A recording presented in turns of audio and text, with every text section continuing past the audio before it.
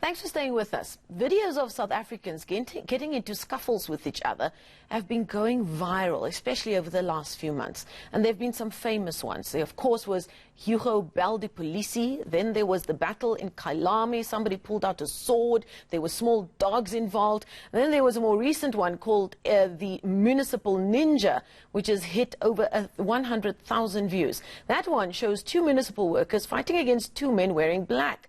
Now, one worker used the broom to beat one of the men. And as much as the video has entertained people and had some people laughing, it begs the question, are we as a country an angry nation? Joining me to discuss some of that and perhaps give us some tips to manage our anger, I'm joined in the studio by the Anger and Stress Management Centre's Karen van Zyl. Karen, thank you so much for coming in this morning. And I'm glad we're doing this conversation on a Saturday morning. A lot of people watching us would be having a cup of coffee after a very tense and hectic week. We've had the State of the Nation address. We didn't get really any good news, which sometimes adds to an even bigger feeling of frustration for many ordinary citizens. In your opinion, are we an angry nation? Marcel, I think we have lots of reasons to be upset and frustrated and irritated. So I think we are an angry nation. Perhaps where it is really tricky is that we maybe not learning how to manage it. So some of those incidences that you refer to, where people got quite destructive, we all are going to get angry. It's a natural, normal human emotion that we're going to feel, but how are we going to deal with it? Let's talk about that, the feeling of what anger is and whether or not it is natural. Because some people say we're supposed to bring up kids not to get angry and not to lash out. But do we need to start from accepting the fact that it is a natural emotion to feel? Yes, it is a natural emotion to feel, and the interesting thing about anger is that it's what's known as a secondary emotion. So what we need to really have a look at is what is underneath the anger. It never shows up on its own, so things like fear, anxiety, feeling unheard, unseen, resentful about something, and then not being able to deal with it gets us into a frustration cycle. And often that is when, when things go wrong, when we're not able to deal with it and calm ourselves and learn a soothing technique. Well, speaking of learning, do you think enough is being spoken about in terms of how we teach, especially children, to deal with anger? And I suppose the videos that we've seen on the internet, adult South Africans are not setting the best example, are we? Yes. And of course with children that's vital, because children watch adults and they model that behavior. So if we can teach our children ways to calm and soothe, and that anger's normal, but maybe to get in touch with what's really going on underneath the anger. So I'm feeling unheard, I'm feeling unappreciated, I'm feeling disrespected, and how we can then deal with that rather than just acting out in anger. Now, there might be some adults listening saying actually that those tips could potentially work for adults. Would you agree? And what would your advice be to somebody watching right now saying, actually, you've mentioned a few things that speak to me, because just yesterday I got really upset because I realized the last person who used the printer at the office didn't put the paper back in, and that made me really lose my cool. So definitely for adults, we need to learn better ways to handle our emotions, and there are programs and there is help out there.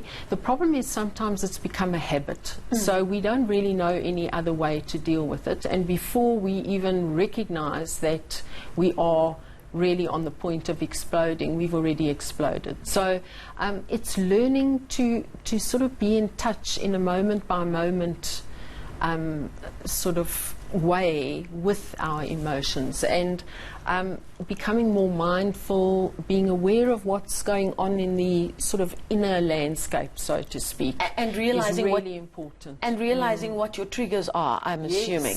Absolutely. And once you know what your triggers are, can you give us some tips? You realized, actually, this thing that's about to happen, I know is going to set me off. What can I do in those few minutes to try and stop that from happening? Okay, so really it's about putting in a pause, trying to just not react in the moment. And of course our brain is sending many messages and pumping a lot of adrenaline, cortisol, noradrenaline into our system, which is telling us we need to get into fight or flight. There's a threat, we need to handle it immediately.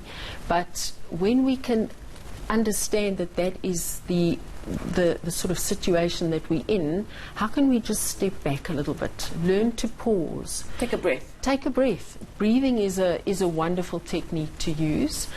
Sometimes it doesn't come to mind. We need to practice it a bit as well. So practicing to just step back, breathe, telling ourselves, using calming self-talk, I've got this, I can handle this.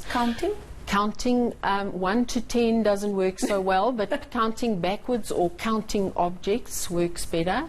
And then also knowing that we have a support. So maybe if we have another person that can just contain us a little bit, and we can go and speak to them, and just allow ourselves that moment to calm down a bit. So What about removing yourself from a situation that's about to get quite heated? How would that help? that's always the best thing to do. So obviously turning your back on someone and walking off could be a trigger for the other person.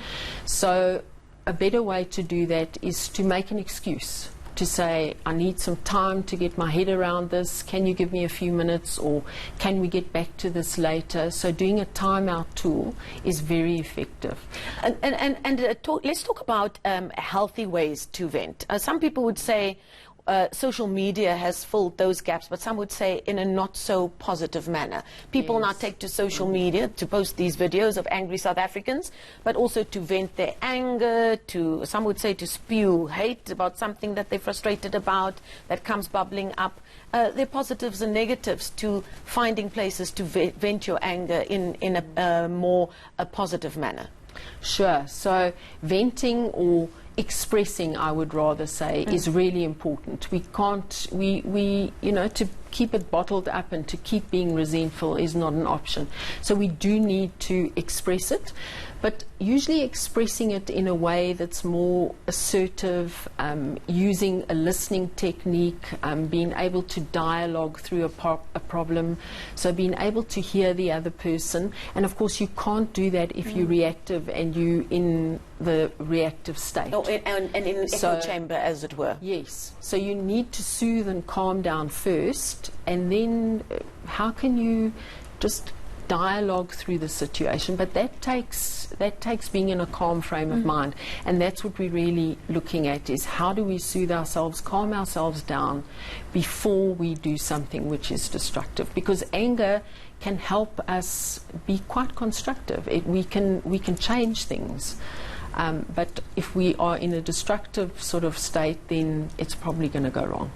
A destructive sort of state in the week after the State of the Nation address. Thank you so much. Karen van Zyl is a consultant from the Anger and Stress Management Center. Thank you for those tips. I think it will help people having a far more calm South African weekend, especially now that they've announced that load shedding is back with us until tomorrow morning. Thanks for your time.